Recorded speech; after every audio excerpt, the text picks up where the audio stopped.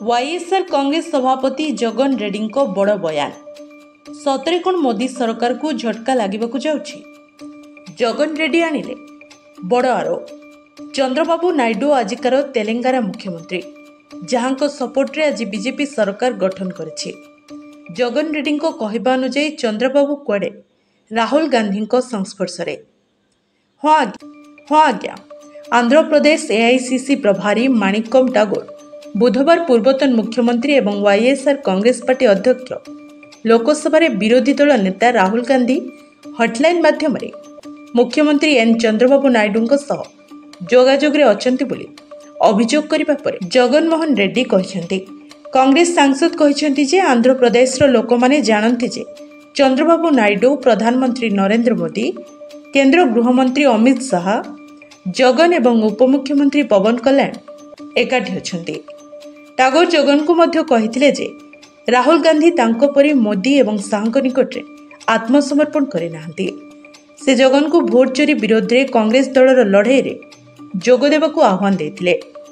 से कहिसंती जे गणतंत्र को सुरक्षा देबा पई लड़ाई पई राहुल गांधी को प्रशंसा करबा परिवर्ते जगन निजर काल्पनिक कहानी दैछंती। बुधवार अमरावती एक सांबादिक सम्मेलन में जगन कांग्रेस दलर भोट चोरी विरोध रे लड़ाई को समर्थन करने को मना करते।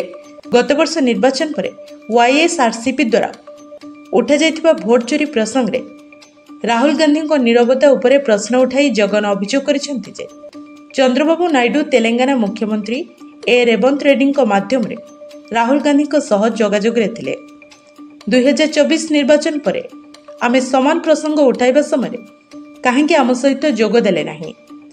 ଯେଉଁଠାରେ ଭୋଟ ଓ ଗଣନା ମାଧ୍ୟମରେ 12% ପାର୍ଥକ୍ୟ ଥିଲା। ଜଗନମୋହନ ରେଡ୍ଡୀ ପଚାରିଥିଲେ। ୱାଇଏସ୍ଆରସିପି ମୁଖ୍ୟ ରାହୁଲ ଗାନ୍ଧୀଙ୍କ ନିରାପତ୍ତା ଉପରେ ପ୍ରଶ୍ନ ଉଠାଇଥିଲେ। କଂଗ୍ରେସ ମୁଖପାତ୍ର ମାଣିକମ୍ ଟାଗୋର କେବଳ ମୋତେ ସମାଲୋଚନା କରନ୍ତି କାରଣ ଚନ୍ଦ୍ରବାବୁ ନାଇଡୁ ଏକ ହଟଲାଇନ୍ ମାଧ୍ୟମରେ ରାହୁଲ ଗାନ୍ଧୀଙ୍କ ସହିତ ଯୋଗାଯୋଗରେ ଅଛନ୍ତି। ନଚେତ୍ ସେ ବେଲ୍ଟ ଦୋକାନ ପରମିଟ୍ ରୁମ୍ ଏବଂ ଏମ୍ଆର୍ପି ଠାରୁ ଅଧିକ ମୂଲ୍ୟରେ ମଦ ବିକ୍ରି ସହିତ ମେଣ୍ଟ ସରକାରଙ୍କ ଦୁର୍ନୀତି ଉପରେ किपरि आखि देखा पारे से पचारि। एक्सरे पोस्ट करा जाइथिबा एक वीडियो विवृत्ति रे माणिकम टागोर कहछंती जे राहुल गांधी केवल कांग्रेस पई लड़ुनांती बरं से गणतंत्र पई लड़ुछंती। से अमित शाह निकट रे आत्मसमर्पण करिसंती एवं से जगन परी मोदी को भय करंती नहीं।